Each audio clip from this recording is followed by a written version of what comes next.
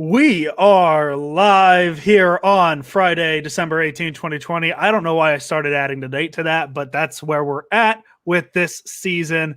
This is the Sprint Right Option podcast, part of the Blue Wire Hustle Network. I am Andrew Pasquini. I got Jason Aponte.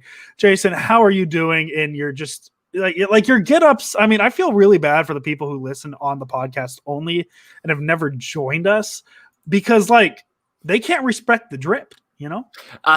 It's funny, man. I appreciate that. And, I think that I had to dip into the back of the closet to pull out the Dion, Niners jersey because, this matchup has lost like a lot of its pizzazz. Like this should have been, a huge game for both sides, right? Like imagine both teams healthy with aspirations of like deep runs into January. A game like this would determine seeding, and it would harken back to, what made this rivalry so special. Yep. Unfortunately, right now that's the shine is off of it. So that's what I kind of wanted to do with the Dion jersey. And it kind of made me, go down memory lane and think about all the big Cowboys 49ers matchups. And you know what? I'm getting more juiced as we get to the game because I'm starting to get back into I don't care about draft position. I don't care about playoffs. What I care about this week is the 49ers smashing the Cowboys. Yeah, and I'm happy that I'm not the only one at that point because I'm the same way. Like I didn't get the Cowboy-Niner rivalry as much in my life, being born in the early 90s. I mean, I had the tail end of it, and I don't remember the rest of it.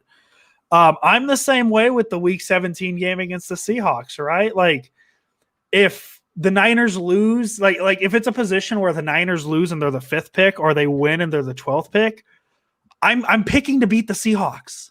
Like I don't care what picks are. That's something you could figure out later. If you can beat the Seahawks, you beat the Seahawks. And we saw that a couple years ago in 2018 when the Niners beat the Seahawks in week, 16, 15, when they beat them at, I almost said Candlestick, at Levi Stadium. And they went from the 1st pick to the 2nd pick, and they still ended up with Bosa. Like, I would rather win games and worry about draft stock later. That's all. And for you, I totally understand how the Cowboys are that team.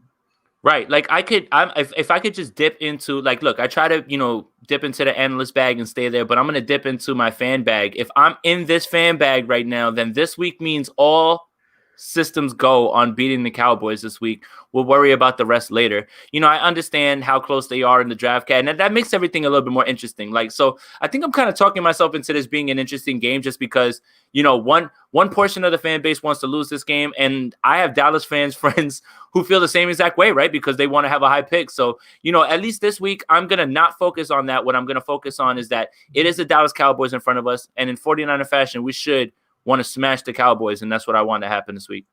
Yeah, so this is a historic rivalry. This actually, in terms of the rivalry, is a very important game. Just if you're only looking at this rivalry under a microscope, ignoring the rest of the NFL, the Cowboys lead the all-time series 18-17-1.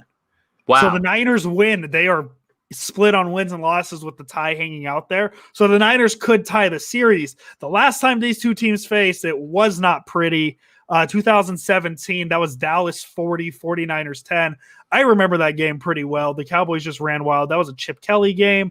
They also played the year before that, 2016, Jim Tom Sula. Dallas won. Actually, was 17 Shanahan's first year? I got to look at that now. I said that very confident. 17 was Shanahan's first year. So I remember that game very well. The year before that was Chip Kelly's year. They lost to Dallas 24-17. The important game in this list, I am listing the Niners. The last time these two teams met in Dallas, the Niners won 28-17. The starting quarterback matchup for that game was Colin Kaepernick versus Tony Romo. Tony Romo, man. So I remember that game vividly for 2 reasons. One, it was week 1. And I have been talking all offseason about how the 49ers, it was going to be a beatdown in Jerry's world. 2, the 49er fans who were all out there, and there was a big sea of red all over Dallas. And then that game starts with a DeMarco Murray fumble. Chris Culliver picks it up, takes it to the house. You have a Patrick Willis interception in the end zone. You have Colin Kaepernick throwing touchdowns to Vernon Davis. I remember that game, and I remember being so happy that, because again, at that point, week 1, the Cowboys were thinking that they were going to be good. The 49ers were obviously, they finished that season 8-8, I believe, if I'm not mistaken. Yeah, but they were still having aspirations of being, that sort of team. So I remember that being the last time that I was really as jazzed for this game because of how good both teams were. Yeah, and I was honestly like, I know this game was Sunday night. I know this game was supposed to be a Sunday night game, so they did kind of put it in a primetime slot. I was very, very surprised that this wasn't the Thanksgiving game. Right. And I think you froze on me there. You're back. I thought this matchup was going to be Thanksgiving. I thought it was going to be because I thought it would do numbers, like plain and simple. Niners Cowboys at the start of the season, at least before all the injuries, like the former Super Bowl champion or the almost Super Bowl champion 49ers going up against the Dallas Cowboys, who should hypothetically have Dak Prescott and a better year than what they're having. I thought that was going to smash all kind of rating records. But they chose to put this as a Week 15 game on Sunday night, no longer a Sunday night game, obviously. But this is just like this is the football rivalry. I know Ravens Steelers are creeping up. Everybody thinks it's Ravens Steelers. Cowboys Steelers are also one. Packers Bears. This is the rivalry here. This is it.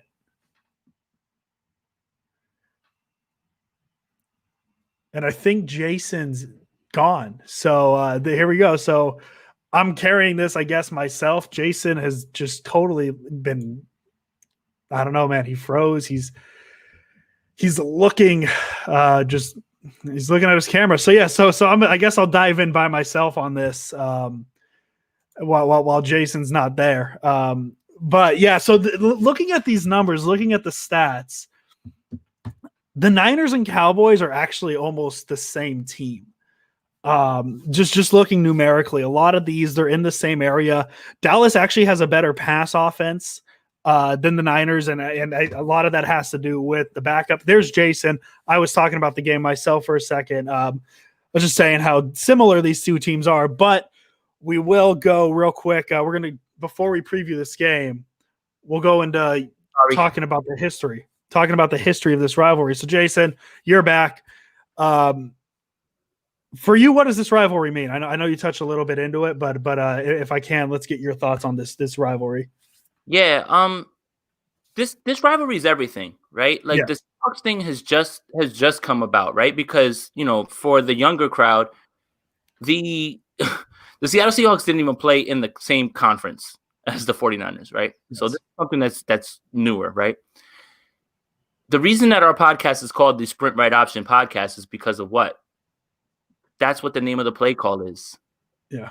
Like Clark, that's where it starts. For me, it was every single year, the Super Bowl matchup for the NFC or whoever would be the Super Bowl participant would either be the San Francisco 49ers or the Dallas Cowboys.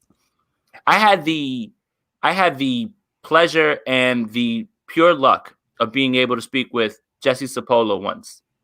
And I asked him, you were there for Joe. You were there for this rivalry towards the end. What did it mean after you finally got over the hump and won that game to get to the Super Bowl? Did it almost feel like this team was destined to just win that Super Bowl, or you guys almost knew it was over? And he said, we would never say that, but yes, we knew the Super Bowl was over after that. Yeah. I think that's what it means. I think that's really what it means, honestly. It was a team every year that no matter who was the winner between Dallas and San Francisco, they would go on to win the Super Bowl. And that's what it means. Yeah, and I was saying before you kind of broke away from us there. My house, but yeah. No, you're fine. You're fine. I carried it pretty well for myself. No, the history of this rivalry. This is the rivalry in football in the NFL. I know the Steelers Ravens are coming up pretty hot. Like that's the hot new rivalry of maybe the 2000s. You have Packers Bears. You even have Cowboys Steelers. Like that's one of the all-time greats. Nothing beats the rich history of this rivalry. Just how often these two teams switch punches. The team of the 80s versus the team of the 90s. It's the rivalry. It is the rivalry in the NFL. Yeah, and that's why I decided to wear the Dion jersey, because I started to talk through it with people. So remember, I'm 36. When I'm a kid, right? I grew up. Joe's not my guy, right? I'm not old enough for that. Steve's my guy. And I had to sit there with Steve and watch him get there every single game. Like, if you ever watched America's game for the year that the 49ers won the Super Bowl after beating Dallas, Steve Young's biggest regret was always that he did the monkey off the back thing, because it was a sign of that it was on his mind. But that's really what it means, because it was literally every single year of San Francisco, Dallas, and they were the thorn in Steve Young's side. How many Super Bowls would Steve Young have? How many Super Bowls would the 49ers have if not for those Dallas teams? And it literally took, look, this is let's even go deeper. Charles Haley, Dallas, San Francisco. Ken Norton, Dallas, San Francisco. Dion, Dallas, San Francisco. Like, this was an arms race every single year to basically get guys, because you knew that the game at the end of the year was going to be against Dallas. And that was what made this so special. Yeah, and as I said, I didn't get that. Like, I was growing up at that point of this rivalry, and for me, this rivalry really hasn't been one. Like, it's just more of a footnote than anything else. That, like, hey, these are two of the greatest teams of all time. For me, that's what the Seahawks are. But I grew up with my dad, obviously, and I've watched The Catch so many times. I can close my eyes and see it. Like, it's the play. To me, it's the play of the history of this franchise.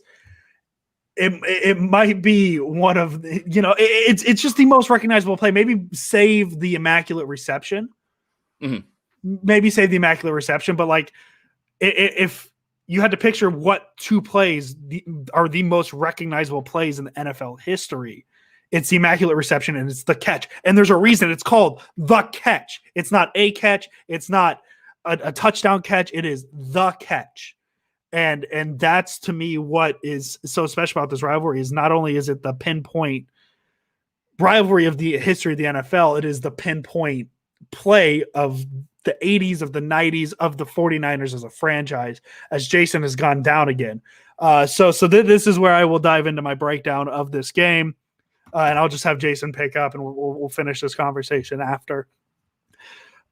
These two offenses are very similar. They've gone through pretty much the same thing, losing their starting quarterback. Obviously, the Cowboys had Dak Prescott go down, and that you never want to see that. You never want to see that type of injury to any player. The 49ers, same thing. Garoppolo goes down, so now they're on their backup. So this is a matchup of Andy Dalton versus Nick Mullins. Nick Mullins being named the starter. The Niners have the 13th ranked pass offense in the league. The Cowboys have the 9th. There's a difference of 6 yards per game there. Sacks allowed. The Cowboys allow 34 sacks on the season. The Niners offensive line has allowed 31. And I have gone out. There we go. I'm back. The Niners have thrown 18 touchdown passes compared to the Cowboys 20. So, like, back and forth, even turnover percentages. The Cowboys turned the ball over more than the Niners. If you thought the Niners turned the ball over a lot, the Cowboys are just up there with them. And then rush yards per game, the Cowboys actually run the ball better than the Niners. So, Jason, welcome back. Yeah, the offenses are pretty much the same at this point, and they have pretty much the same story. So, I'm back on talking about the current team. Yeah, I'm trying to, I don't know what the hell's happening over here. All of a sudden, during a stream, all of a sudden my power wants to go out. All of a sudden my lights want to go out. So cool. Oh, okay. So is it the weather? Yeah, I remember you saying there was snow. It's just Jersey sucks, from MetLife to everything Jersey. So I guess we've already gotten to the current team. So yeah, the current teams kind of mirror each other in terms of what's happened, roster, injuries, expectations, right? I think the 49ers really realistically with their roster had a more realistic outlook of what, could happen this year, right? Run it back, all those things. But, when you lose your starting quarterback, Jimmy Garoppolo, Dak Prescott, you kind of just have to just toss the season, right? Like you're almost just like whatever, you know. It's clear that Ezekiel Elliott has folded up his tent and gone home. It's just look, once the quarterback goes down, once the offensive line goes down, Ezekiel Elliott is completely checked out. Like he's done with it, you know. It's just and then look, we can dip into the coaching. Mike McCarthy, Mike Nolan, bad signing. You know, probably not the way you wanted to go. You know, you found out that Mike Nolan, you know, has his little PFF, you know, subscription, and that's why, you know, he walked in and was like, "I'm better. I signed up for PFF Elite. I'm better." You know, so I think what's really interesting, and I want to pose this question to you, right? Is like last week we were messing around with whose revenge game is, right? Yes, we're pretty much the same. Let's play the game. I had one. Let's start on our side. The clear and obvious one, Kerry Hyder Jr. Yeah, oh yeah, of course. Kerry Hyder was on the Cowboys last year, didn't play great. He didn't get a ton of snaps, and he gets a chance to show the Cowboys like this is a true revenge game. Like this isn't like an Alex Smith revenge game where the team just kind of decided to split. Like he was cut, he was a free agent. They let him go, and now he's having a really good year, like Pro Bowl caliber year. Obviously, Aldon Smith's up there, right? Right. You know, it's funny. There's more. It's deeper. It's deeper. Keep going. There's more. I mean, Mike Nolan, Mike McCarthy. Okay. So Aldon Smith is easy. There's one more that you're missing. It's right there. It's so if Aldon Smith is there, what made Aldon Smith go to Dallas? They didn't. Who farted as the coach? Oh, is Tom Sula there? Jimmy Tomsula. Oh, I'm excited. See how all you have to do is just add everything up, and all of a sudden the matchup becomes more intriguing. This is it's two people. Well, all right, I don't want to say two. It's one collective against one. Kerry Hyder wants to get revenge on Dallas, but Jim Tomsula and Aldon Smith, this has to be their revenge game, right? Not McCarthy. McCarthy was an offensive coordinator. Mike Nolan, whatever, we know, but it has to be their revenge game this week, right? Like both of them. Yeah, probably. I mean, sorry, I know that means nothing about the game. Well, no, that's totally fine. We're a big revenge game podcast. That's what we are. Good. We're two things: revenge game podcast and Jameis Winston podcast. Yeah, that's it. Right? What's funny is the game that got replaced, that replaced us on Sunday night, also a revenge game because the Browns offensive coordinator, whose name I'm drawing a blank, went down with COVID. You know who his offensive coordinator is? Excuse me. Okay, I got that backwards. The Giants offensive coordinator, Jason Garrett, went down with COVID. Freddie Kitchens is stepping in as the OC against the Browns. And then the Giants have Colt McCoy starting. Browns revenge game. So there we go. Revenge game podcast. We got to touch all the bases. Aldon's going to be really interesting because Aldon's had a really good year, especially considering he's somebody that is coming off a 5-year break? Yeah, and that's the thing, right? So I think, look, came out of the gate gangbusters. Yeah. But he slowed down a little just because you can see one, he's been out of the league for 5 years. 2, they're on the field way too much. If 60 plays is when you see the drop off for a defense, they're on the field 75 plays. So it's not, it's not fair to, Aldon Smith is almost like an every down guy at this point. So, it's a mirror of two things. But yes, he's been great, man. He's played himself into a contract. Yeah, and that's all you could ask for from him. He leads the team with 5 sacks. Yeah, and that defense, pretty much the same passing defense as the Niners. They allow the same yards per game. They've allowed where's my other side? About the same amount of takeaways, or they forced about the same amount of takeaways. The Niners are a little better. Where this defense really drops off, the Cowboys are the 32nd ranked run defense in the league. They've given up 162.7 yards per game. That's why they can't get off the field, is they can't stop the run. Yes, and if I guess we can just get into the the predictions of the game and everything. I mean, because I don't know where the hell I was left off of, but when you see 32nd run defense, right, it has to be this, right? And I wanted to dig a little deeper because I don't want it to be some superficial number because it's like, they had some run at the end of the game. They're pretty bad. Yeah, pretty bad. Even with Mostert, dealing with an injury all week this week, this is going to be a big Mostert and Wilson. This is going to be a big Wilson game. That's who I really am looking for this week. Who's going to if you're going to ask me between Mostert hasn't played more than 49% of the snaps, I don't think, since he's come back. And Wilson has, and considering the injuries that they both had, both to the same, it seems like Wilson's going to be the guy that's out there a little bit more than Mostert. Yeah. But this is going to be they have to run the ball 30 times in this game, 35 times easily. Yeah, I mean, you have to, and my confidence is a little tampered. I mean, because the Bills' run defense is almost as bad as the Cowboys. I think they were like 27th against the run, so not very good. But the difference is the Bills have an offense that is so good that it took the run game away from the Niners, so they couldn't really utilize it. Yeah, I don't think I don't think Dallas's offense is that high powered. I mean, they're an okay offense if healthy, but with Andy Dalton, that's a totally different team. right. The Niners should be able to run the ball well this game, like plain and simple. If they don't, there's issues. Right. The one thing I want to talk about before we get into predictions, and I definitely want to jump back into the rivalry talk, because as exciting as it is to talk about the 2020 49ers versus the 2020 Cowboys, it's Andrew, and we didn't even get into the later stuff, right? Like where I left off, like before the power went out, where I left off was like 94. There's still a little bit more to talk about there. Yep, and we will get to that in about 2 minutes here. Let me get this thought off. We'll make predictions and we'll go right back into it. Cool. Amari Cooper. That's my biggest worry about this game. The 49ers pass defense has been fine this year, right? It's a very good pass defense. It's fifth ranked in the league. Their issue is number one receivers. And I talked about my definition of what a number one receiver is. True number one receivers. By my count, the 49ers have faced 5 number one receivers on this season. Okay. Amari Cooper is going to be number 6. Yep. Top tier guy. The first time the 49ers faced a number one receiver, DeAndre Hopkins, 14 receptions on 16 targets, 151 yards. They took a pretty long break. They didn't face a number one receiver again until Seattle, DK Metcalf. I put him, he's up there for me as number one receiver. 12 receptions, 15 targets, 161 yards, 2 touchdowns. The next week, Devontae Adams, true number one receiver, 10 receptions on 12 targets, 173 yards, 1 touchdown. The next week, Michael Thomas, 7 targets, 2 receptions. Not really his fault, coming off injury, and Drew Brees gets hurt. Monday Night Football against the Bills, Stephon Diggs, 10 receptions on 10 targets, 92 yards.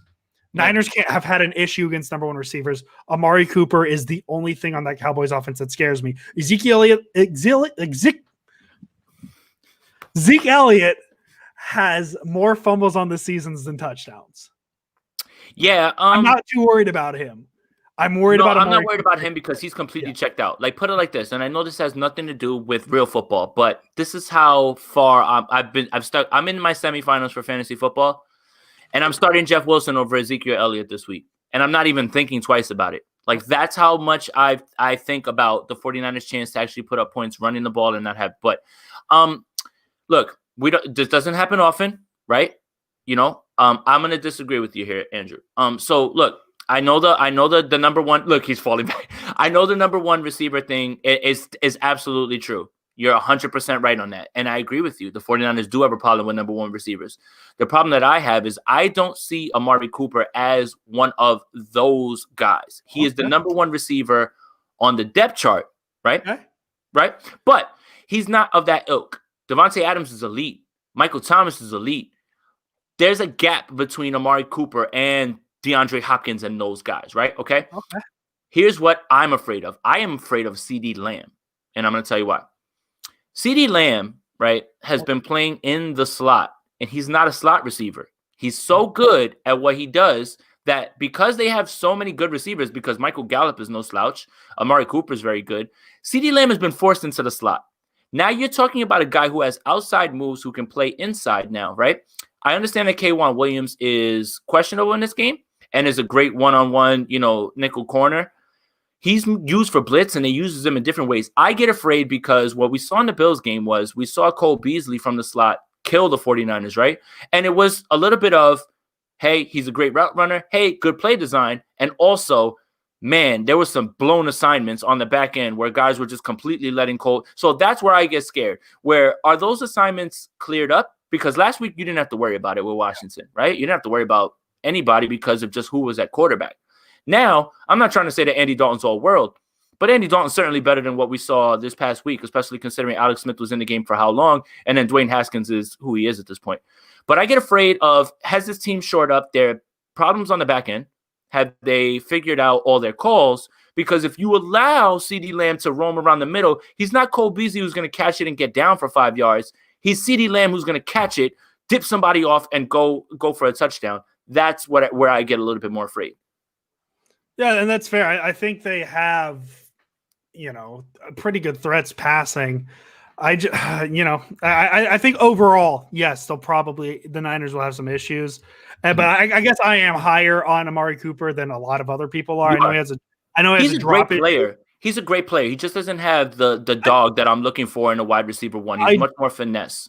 I would personally put him in the upper echelon. Like probably not top 5, but like he's if not top 5, top 10 on route running. Just general, just overall. And I would count him to me as one of those true number one guys. So that's okay. That's why I'm a little worried about him. That's my thing. Hey. But you mentioned K'Wan Williams. He's questionable. Full participant in practice today. Fred Warner was questionable with a stinger. He was a full participant. He'll be up. That's Fred, man. Debo, he's out. He's probably going to be out for the season. Raheem Mostert's going to play. Emmanuel Mosley's questionable with a hamstring. He was a full participant today. DJ Jones, full participant. He's playing. Ronus Grasu, he has a knee injury. He's out. And then Daniel Brunskill, full participant. He's going to play as well. He's playing. So there's the 49ers injury report. The spread sits Niners -3.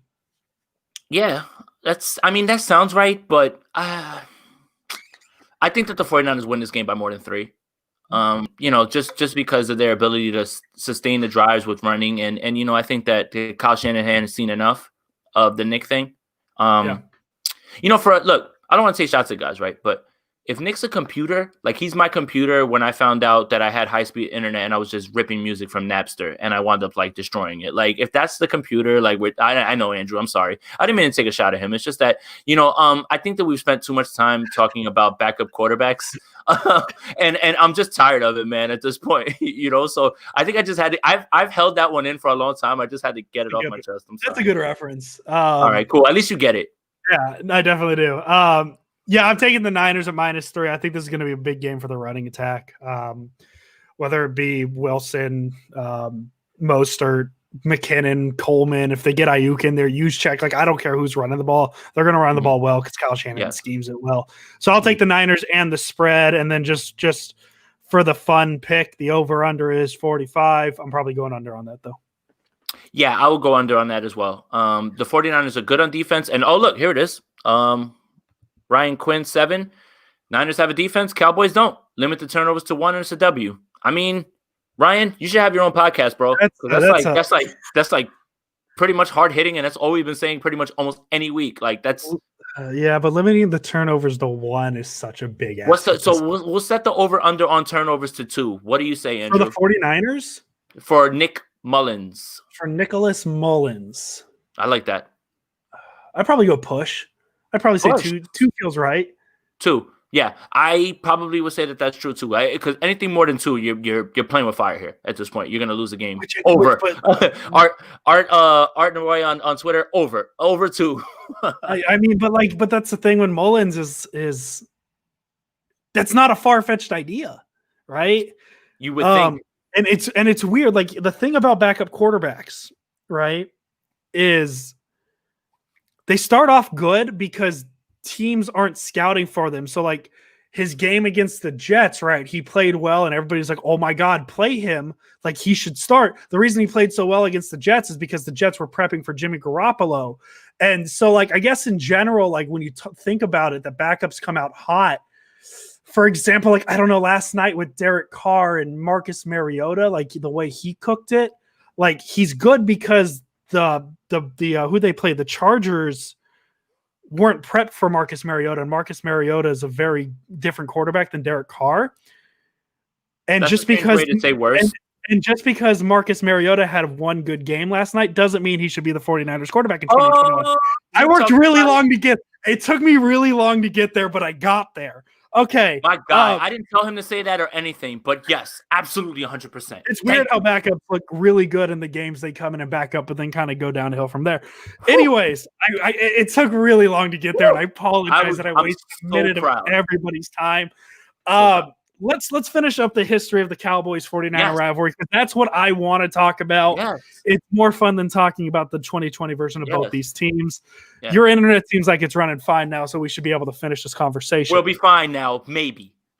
Knock on wood. So you got off in 1994, and then we'll talk about our favorite individual moment in this rivalry. Finish what your story was. Yeah, so I mean, just to hear from a former player about 94 and understanding that, once that game was over, they immediately were like, Super Bowl's over. It's done. As a fan, we could think whatever we want, right? But for a team to know that just goes to show the gladiators that the 49ers and Cowboys were, So then, after that happens, Cowboys don't make it back for a little while. They win it the next year because Deion goes right there, and he goes right back. And it was an arms race. Deion was a hired gun. Who knew that having a generational, probably one of a kind lockdown corner was the secret sauce to also, we have to talk about it, the mythology and the rivalry correctly, right? So the 49ers dumping rain on or dumping water on the Cowboys side, all gamesmanship, all of that stuff. I love it, man. That goes to show you what the 49ers at that time thought about the Cowboys, right? Like they're like, we have to use every advantage possible, man. And, Eric Davis, Deion Sanders, Michael Irvin, Emmitt Smith, Troy Aikman, like these games, anytime they played during the season or anytime they were like anxiety as a kid, right? As a kid who's taking things way too seriously as is, because a kid doesn't understand that this is just a game. Those games were gut-wrenching, man. Like just to have your heart ripped out year after year, for them to finally clear that hurdle was like this just big relief. But, as it went on, it slowed down for a little bit, but then Teal like reignited it right away. And that's why, right after Jerry Rice being my favorite player, Terrell Owens is my favorite 49er. Yes. And as a kid, remember, you want to be gracious. You want to be seen as somebody who is, has grace under wins. I didn't care about any of that when Terrell Owens did that. None of it. For him to do that, run to the star, and then have Emmitt Smith score a touchdown and run to the star as to make a statement too. Like, man, like this is how two franchises hate each other. Like there's a huge dislike. And it was just jazzed up, man. Elvis Gerback game. Go ahead. This one I remember. I was 3. I was 3. So Andrew was 3. So think about how we talk about backup quarterbacks and franchise quarterbacks now, right? Elvis Gerback went into that game against Dallas as the backup, and he played that game. He lit Dallas up in Dallas. He lit them up, Elvis Gerback. I remember my father walking in the room like, yo, we got to play the kid. I don't know. So see, look, in 2020, you have those same sort of discussions when you see somebody real quick. And we found out pretty quickly that Elvis Gerback was not the guy, right, guys? So it's funny, right? My father, who I consider to be the person who put me on to everything and is level-headed, still at that moment got wrapped up because he hung 34. Like he hit a slant to Jerry Rice that he took to the crib. Like, I remember this game. I was 11. Like, I remember my father being like, man, I don't know if we should even bring Young back. Listen to that. Listen to what my dad said. I don't know if we should bring Steve Young back because Elvis Gerback played so well. So it's not something that's brand new about the 49ers and their quarterbacks. It's super maniacal, and I'm glad that Vince from Jersey brought this up because it was really important to bring up, I think. Yeah, Elvis Gerback in that game, 20 for 30, 305 yards, 2 touchdowns. That Jerry Rice guy, we hinted at this little-known Jerry Rice guy on Wednesday.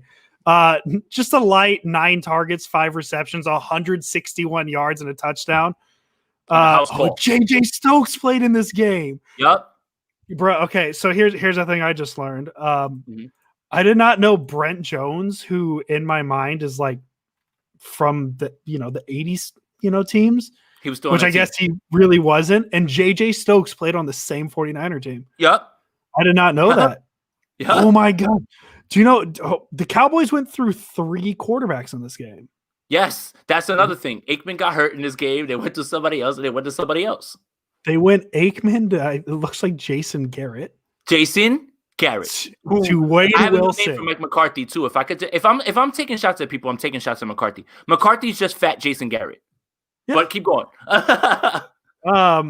Yeah, so the Niners won this game 38-20, which this Niner logo they use is the best one, just with the black outline. Yep. Without the gold on the inside, and it's like less bold. This is the best Niner logo.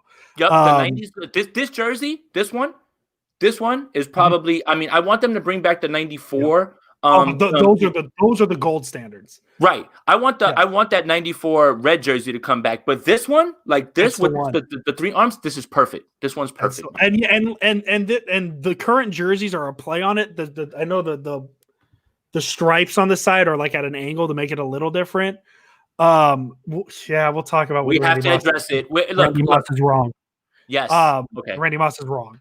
So Kevin Jeter on YouTube just asked thoughts on what Randy Moss said. So real quick, we're not going to have a discussion on this because there is no discussion. He said he's the best. Terrell Owens is the second best, and that Jerry Rice is the third. I'm not even going to get into why that's so wrong. Just check my timeline. I posted one stat that closes the argument on that. So Randy Moss, love you, bro. 49er legend, straight ass with that take. Sorry, didn't mean to do that. You can bleep that out on the audio. It's a bad take. Yeah, and so like this rivalry, it's one of the best things. And just when you close your eyes and picture this rivalry, you picture that jersey, you picture their Cowboys and their whites, and it is what it is, and that's what we're gonna get on Sunday. I really hope it's a good game, and I hope the Niners win. I don't care about draft picks. I really don't. It is not draft time. The Niners will finish with whatever pick they finish with, and then they'll go to work with it. Like people seem to to want to tank, but they forget that like trading's a thing. You could trade picks and move up that way. It's weird how that works. Right. So go win football games. Hey, according to 538, you have a 9% chance to make the playoffs. Go win football games at this point. So yeah, get out of here. This is too big of a rivalry. What's your favorite play from this? What's your favorite moment from this rivalry? Well, just ran down a whole bunch of those things, right? And 94. Yeah, I know. 94, probably stands out, right? Because while the 49ers have 5 Super Bowls, I am not old enough to remember the first 4. I was alive, but you can't remember when you're 4. I remember, winning that Super Bowl, right? I'm still not going to pick that one. No. Okay. I'm picking T.O. on the start. Okay. So when I get older, right? When you get older and, you get more brash, right? So remind me real quick, Andrew, what year is this? So I can remind myself how old I was and how stupid I was. What year was the Terrell Owens star game? Oh, goodness. 98. Oh, let me find out. Somebody in the comments will definitely figure that out for us, if you don't before then. But I just remember being a kid, and you could pop in with whatever year. I just remember being a kid and just being so proud of him just because of how much I disliked the Cowboys. And, I was proud of him for doing something that made so many other people sick. Like, remember Joe Buck when Randy Moss, mooned the crowd? He was like, that's disgusting. So I can't imagine, what they probably said about T.O. and how it was. Because remember, I'm not, right now, we are in a golden era of ways to get sports takes, not the golden era of sports takes. That means we can get them on Twitter, we can get them on YouTube, we can get them on TV, right? With around that time, you just had to get your takes from either the newspaper, from, like whatever you watched on whatever cable you had, but it wasn't as broad. So, I'm sure the noise around that game was, oh, look at this guy, being brash, but I loved it. I loved it, man. I loved it because it upped the ante on the rivalry, and it just let out a bunch. It was 2000. It was 2000. I was just going to say that. Yeah. It was 2000. I am 16 years old at this point. I don't think. I mean, the only time that I was dumber than 16 was when I'm 17, and then if you just keep growing up, you'll just get that. But when I was 16, I loved every moment of it, man. I went crazy. I was screaming in my house, so excited because it goes back to the dislike. So mine is T.O. because my favorite player in their stadium showed them up, and they lost their cool, right? Like, he went to the star, they hit him. They went back and they did it, all that stuff. They lost their cool. And let me just remind you guys, the 49ers won and whipped their ass. So. Yeah, 41-24 was the final. Both of them 1-3. It was Mariucci versus Dave Campo. Yeah, the Terrell Owens. Like, I vaguely remember the Terrell Owens star thing too. I mean, I was 8 at the time, so like Of that's course. kind of the fringe of when you start remembering things. Um, but I mean, the funny thing with To is like he was so influential on me too. Like, you trying to tell me that like 9-year-old Andrew definitely didn't put a Sharpie in his sock? Like, Come on, man. you already That's what I'm know I talking about. did that. That's what I'm But talking about. for me, my favorite memory of this rivalry, and I am cheating, I was not alive for it. It was the catch. As I said earlier, I have seen that play so many times that like I see it with my eyes closed. Anytime like I would bring a friend home who like kind of liked football, like the first thing my dad would do is like, watch this. Like that's his go-to play. Every time that America's team on that Super Bowl team is on, my dad not only watches it, but he has like 14 recordings of the same thing. I don't know how or why, but like he records it every time it comes on because it's the catch. Like, as I said, it is not a catch. It is not a touchdown catch. It is the catch. And it is such a good catch that they don't even call the Terrell Owens the catch. They call it the catch 2. Like no catch will top it. I understand that like the Immaculate Reception, as I said, is the most historical play in football, but that wasn't a catch. The ball hit the ground. I don't care what anybody says. The ball hit the ground. That's not a catch. You can't call it the catch. But don't you see how, like, if you watch the old cut-ups, they conveniently lift the camera just a little, or they cut out the screen and crop it so you can't see because that's properly? the only shot, because that's before we had 450 cameras in games. Those were the only shots right. they had. And they still can't get it right. Can't get it right. You know what we need? We need pylon cam on the Immaculate Reception. That's what we needed.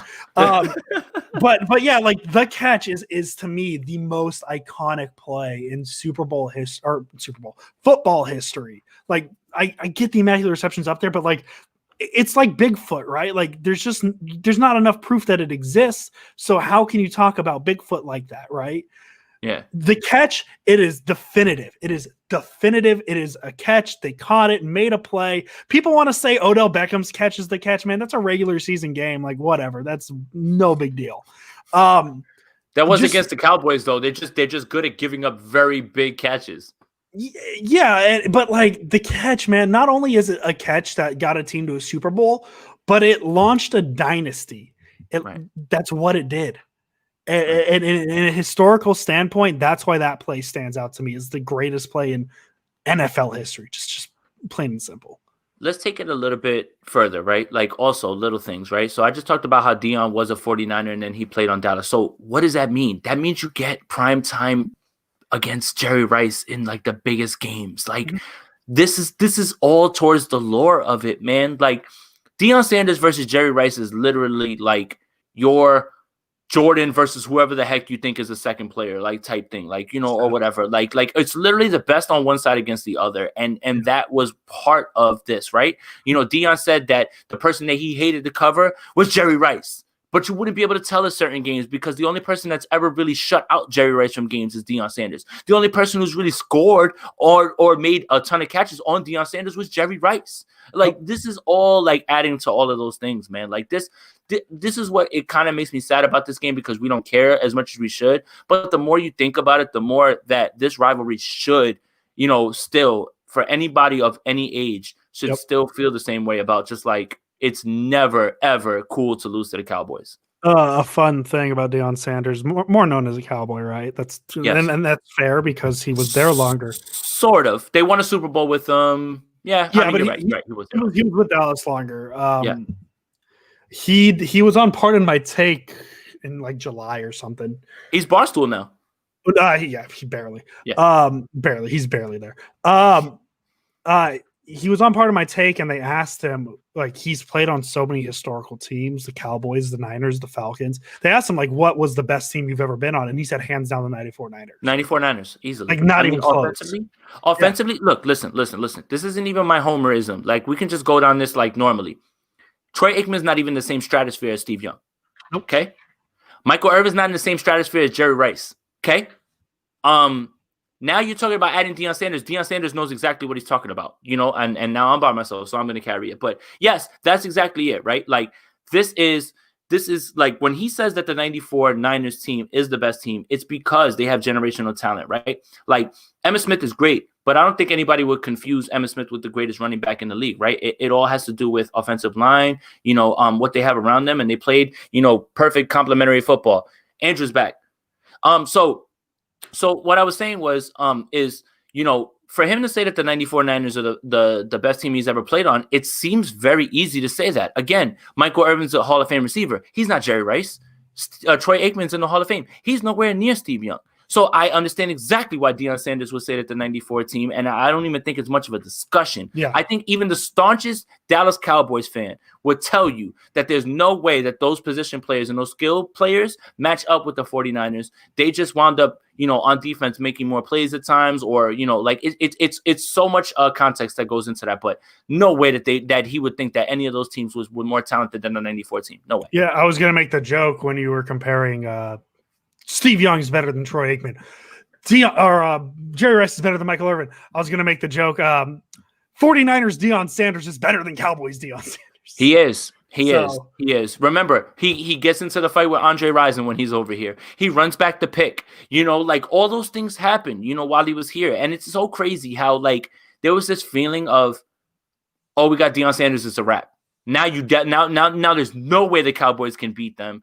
And how could you argue with a cornerback tandem of Deion Sanders and Eric Davis, man? Yeah. Seriously, bro. Who could front on that? Yeah. Yep. And really, that's it, man. This rivalry. Let's go Niners. Let's go Niners. I'm hyped. I am ready. I'm probably going to skip the questions because the internet's trying really hard to beat us today. Yeah, it is, and it's winning. It's winning, so we're gonna call it short. Dylan, I'm gonna save your questions because these are questions that are pretty universal, nothing specific. He asked a couple questions on Twitter. I'll save that for next time because the internet is just beating us. I'm sorry. I honestly, it's beating us so bad that I'm just kneeling out the clock. I want to go home. So thank you for listening to us, guys. We really appreciate it. We're trying to get through this, and I appreciate you guys for sticking around. And this won't happen again. I promise. The lights won't go out again. Yeah, and I don't know what happened with mine. So follow us on Twitter. You see us. You see our ads. You know where to find us. Tell your friend to subscribe and listen to us, huh? Let's start a little mouth to mouth. Not mouth to mouth. That's not the word I wanted. What's word of mouth is word the word word I was looking. Word of mouth is what I'm looking for. Let's get some word of mouth advertising out there to be like, hey, here's a podcast that you should listen to. We are on Spotify and Apple Podcasts. I'm contemplating if I want to even put this episode up because it broke up so much. We are on Apple Podcasts and Spotify, Sprint Right Option Podcast, working on Google Podcasts. Need to throw that one out there because apparently there was an issue with our RSS feed. That's going to be it. We'll be back on Wednesday, long show on Wednesday, no show on Friday because it is Christmas. As I said, I'm going to do my own personal thing on Christmas, so be on the lookout on Twitter for that. And we'll end it with Go Niners. Let's go Niners.